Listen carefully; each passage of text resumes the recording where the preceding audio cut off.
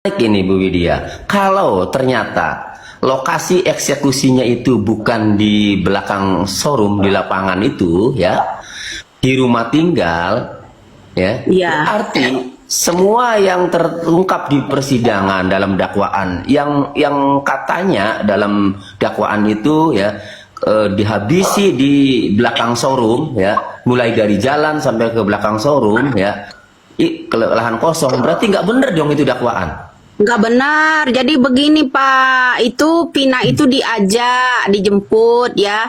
Ada estafet penjemputan Pak. Yang pertama penjemputannya itu cewek dulu ya. Ada estafet penjemputan. Tapi Pina dibawa ke rumah. Rumah itu tempat tongkrongan-tongkrongan yang namanya para geng motor itu. Nah kemudian ya pokoknya dilakukan lah semuanya pada bergilir. Nanti ada salah satu yang telepon Bapak Rudiana. Bapak Rudiana datang. Bapak Rudiana datang, Pak, ketika itu. Terus?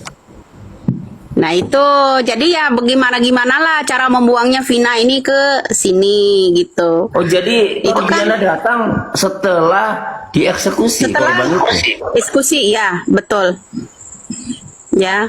Lalu Jangan bilang kalau para siapa yang mengeksekusi itu siapa saja Bu? Kalau ya ada itu sebenarnya nggak sengaja sih Pak ya, karena pada melakukan itu Vina itu nggak sengaja tutup matanya terbuka jadi mengenali orang itu.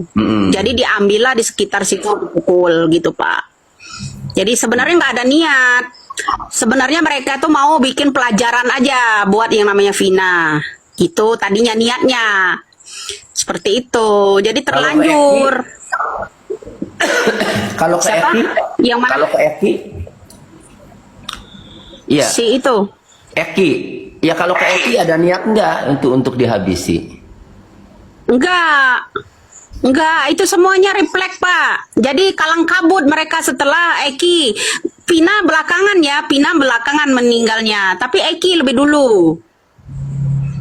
Kayak gitu. Nah, Begini. lebih bukan matinya ya Pak, yang dipukulin lebih dulu sama Vina, yang menyaksikan kan Eki. Nah Eki kena pukul juga akhirnya di situ. Nah untuk selanjutnya hanya Pina saja yang dibawa, tapi jenazah Eki tidak diperlihatkan. Itu yang membuat saya curiga. Iya, jenazah Pina aja yang di situ, tapi Eki nggak diperlihatkan. Seperti itu pada saat pengangkatan ya kan, dia apakah itu pingsan, apakah itu dia itu udah langsung nggak ada gitu, seperti itu Pak. Oke, berarti motifnya apa ini Bu? Kalau informasi entah benar atau tidak ya ini ya, kita disclaimer Bu ya.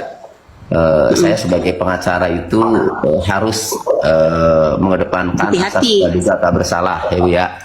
Sehingga saya mengatakan begini, informasi ini bisa benar bisa tidak, kan itu Bu ya. Nah informasi yang seperti ini yang bisa benar bisa tidak ini ya, kalau kemudian Pak Rudiana itu tadi dikatakan bahwa tahu skenario-nya karena tadi dikasih tugas ke AF, lalu apa motifnya kalau seorang Rudiana itu seorang ayahnya kan Bu ya, lalu kok tiba-tiba ayah tiri ya, ayah tirinya ya. Iya, motivasinya tuh apa? Motifnya tuh. Nah, itu dia yang menjadi pertanyaan di situ kita, motivasi Pak Rudiani apa gitu. Kan diawali dari masalah narkoba itu ya Pak ya. Jadi seperti itu. Itu diawali semuanya dari narkoba ya Pak. Itu yang saya tahunya itu berjarak hanya beberapa bulan dari penangkapan narkoba itu. Iya, yang di Pelabuhan Cirebon itu. Betul. Seperti itu. Nah, salah satunya kunci yaitu cuman AF satu ditangkap ini AF. Dia selalu diiniin, ya selalu memberikan keterangan palsu. Nah, CCTV, ya masih ada satu lagi yang ketinggalan loh Pak. CCTV jangan sampai hari ini diminta ya CCTV yang di Indomar itu, yang 2016. Kejadian dari jam dan jamnya masih ada, kita masih bisa memperkuat ya, melihat pada saat motor itu kan nggak sendiri, dia kan naruh kejadian pada saat di depan SMP itu tentang keributannya. Nah, jadi di situ itu ada petunjuk pertama Pak melalui CCTV Indomar. Ya. Iya. Di situ aja. Ya, mudah-mudahan sih Bapak Kapolda ya mendengar ini ya sebagai masukan. Begini ya, dulu Polda Jawa Barat ini membuka hotline pada saat Peggy Setiawan ditangkap, kemudian menghapus 2 DPO-nya ya, kemudian membuka hotline, artinya meminta masukan masyarakat. Tapi berbagai masukan masyarakat, netizen ya, itu kan sepertinya tidak dihiraukan. Saya melihatnya penyidik lebih getol mencari alat bukti tambahan guna meyakinkan Peggy Setiawan Kulibangunan adalah pelakunya. Nah, sekarang setelah bebas ya, maka tidak ada lagi ya yang menjadi yang disidik, tidak ada lagi karena Peggy Setiawan sudah bebas. Berarti DPO ini ya ibarat gelas masih kosong. Nah, sekarang saatnya penyidik ya dalam hal ini melalui Bapak Kapolda menerima masukan-masukan netizen, termasuk masukan-masukan yang disampaikan Ibu Widya ini. Kan itu.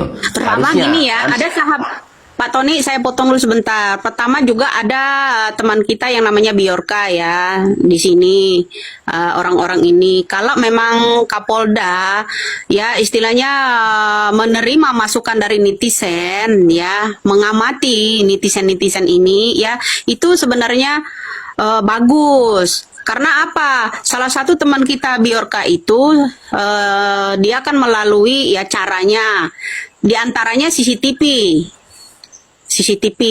bisa menampilkan, nah seperti itu. Ya apa salahnya Bapak Kapolda Jawa Barat itu ya menerima masukan seluruh netizen ini gitu. Dilihat. Ya, dan harus, karena tidak ada alasan karena Peggy Setiawan udah bebas, berarti kan Bapak Kapolda lakukan penyelidikan mulai dari nol, ya. Iya, karena betul. Begini, kenapa sih saya katakan Bapak Kapolda ini harus menyelidiki dari nol? Berdasarkan BAP Rudiana yang saya dapat waktu tahun 2016. Iya. Bapak Rudiana ini mengamankan 7 pelaku ya berdasarkan informasi dari AEP ya, itu tanpa adanya alat bukti, tanpa adanya bukti-bukti bahwa 7 orang itu melakukan tindak pidana, belum dilaporkan ke polisi, belum melalui penyelidikan, belum melalui penyidikan. Dalam KUHAP ya, dalam KUHAP ya, hukum KUHAP, kalau menangkap orang tersebut ya, penyidik atau polisi harus mempunyai 2 alat bukti. Ada bukti permulaan di mana orang tersebut melakukan tindak pidana, kecuali tertangkap tangan. Ini tidak tertangkap tangan. Kejadian tanggal 27 Agustus 2016. Baru ditangkap oleh Pak Rudiana itu ya tanggal 31 Agustus 2012 jam 12 siang berdasarkan informasi dari AEP. Artinya kalau tidak tertangkap tangan harusnya dilakukan penyelidikan dulu, lapor polisi dulu dong. Ini sih enggak, berdasarkan BAP yang saya terima ya, Pak Rudiana ini menangkap dulu 7 orang itu, karena kalau Rivaldi kan udah di dalam 1 nih, menangkap dulu 7 orang itu berdasarkan informasi dari AEP, kemudian diinterogasi ya, kemudian baru dilaporkan jam 6:30 malam. Dengan jawaban pada nomor 5 dalam BAP-nya, penyidik menanyakan, siapa saudara tahu pelaku, identitas para pelaku. Disebut langsung secara gamblang oleh Pak Rudiana dalam jawabannya. Adapun pelaku pembunuhan Pina Eki ini adalah 1 Eko Ramadhani, 2 bla bla, terus sampai 11 orang. Bayangkan, Pak Rudiana tidak mengetahui langsung, tidak berada di TKP, bahkan dia tahunya dikabari oleh anggotanya ya. Itu anggotanya salah satu namanya salah satu namanya yang saya tahu itu Ibtu Hasan ya Pak, kala itu.